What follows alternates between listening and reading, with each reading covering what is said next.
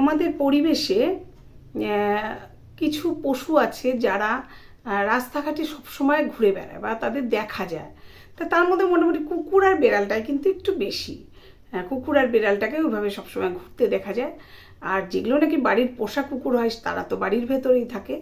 তবে এই কুকুর বেড়াল বা আরও অন্যান্য দুই একটা যদি কিছু পশু থাকে, সেই সব পশুগুলোকে আমরা সাধারণ মানুষ কিন্তু তিন রকমের হয়। যেটা একরকম হচ্ছে এই পশুগুলোকে অনেকে ভীষণ ভালোবাসে, তার মধ্যে থেকে একজনকে হয়তো সে বাড়িতে নিয়ে যায়, বাড়িতে গিয়ে সে নিজের মতো করে তাকে মানে সুন্দর নিজের পোষা কুকুর করে তাকে রাখে যত্ন আদর দিয়ে।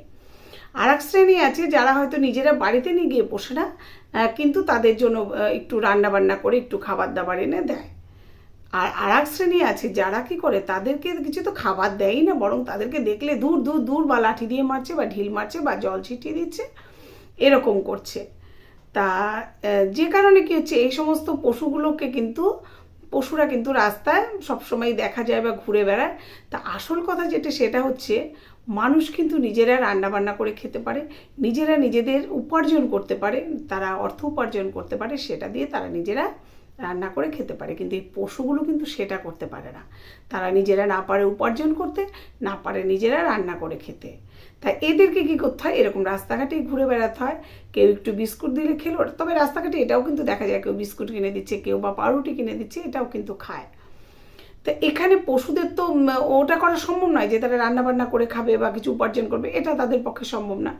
তা আমাদের সমাজে আমরা যে মানুষরা আছি, আমরা যেটা পারছি ওরা পারছে না, তাই আমাদের মানুষদের উচিত মানে যেটা কর্তব্য আমার মনে হয়, যে সমস্ত পশুগুলো এরকম রাস্তাঘাটে ঘুরে বেড়ায় তাদেরকে অন্তত বাড়িতে এনে অনেকেই রাখতে চাইবে না, অনেকে সেটা পছন্দ করে না। কুকুর বেড়াল বাড়িতে এনে রাখা বা ঘরে ঢুকতে দেওয়া বা বিছনায় উঠতে দেওয়া, এগুলো অনেকেই পছন্দ করে না। ঠিক আছে, সেটা পছন্দ নাই করতে পারে, কিন্তু তাই বলে অনেকেই আছে গরম জলও ছিটিয়ে দেয়। একটা বিড়ালকে আমাদের এখানে আমি দেখেছিলাম গরম জল ছিটিয়ে দেয়।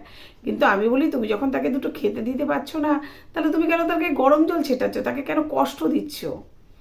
তাই সেটাই বলছি যে আমরা যদি প্রত্যেকটা মানুষ অন্তত একটা দুটো কুকুর বেড়ালকে রোজ খেতে দিই, তাহলে কিন্তু প্রাণীগুলো বাঁচে। বা যে রাস্তাঘাটে অনেক সময় দেখা যায় কুকুর বেড়ালগুলো অসুস্থ হয়, অনেক সময় ওদের গায়ে বিভিন্ন হয়, সেগুলো যদি আমরা আমাদের আশেপাশে কোনো হাসপাতাল বা আশেপাশেই একেবারে হাসপাতাল নাই থাকতে পারে, একটু দূরে থাকতে পারে, সেখানে নিয়ে তাদেরকে পৌঁছে দিয়ে আসি, বা সেখান থেকে লোক ডেকে তাদের কাছে নিয়ে আসি, তাহলে কিন্তু এই কুকুর বেড়ালগুলো বা এই ধরনের পশুরা একটু বেঁচে থাকতে পারে আরামে।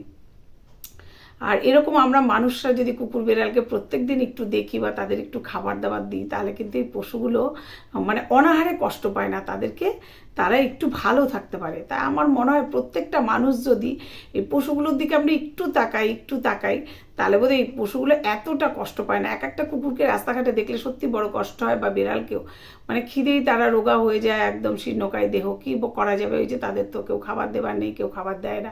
তো সেটাই বলবো যে প্রত্যেকটা মানুষ যদি এরকম এগিয়ে আসে, পশুদের দিকে একটু তাকায় আর তাদেরকে একটু অন্তত দুবেলা খাবার দেয়, তাহলে মোটামুটি প্রত্যেকে যদি একজন দুজন করে পশু কেউ দেখে, তাহলেও কিন্তু এই পশুগুলো এতটা কষ্ট পাবে না।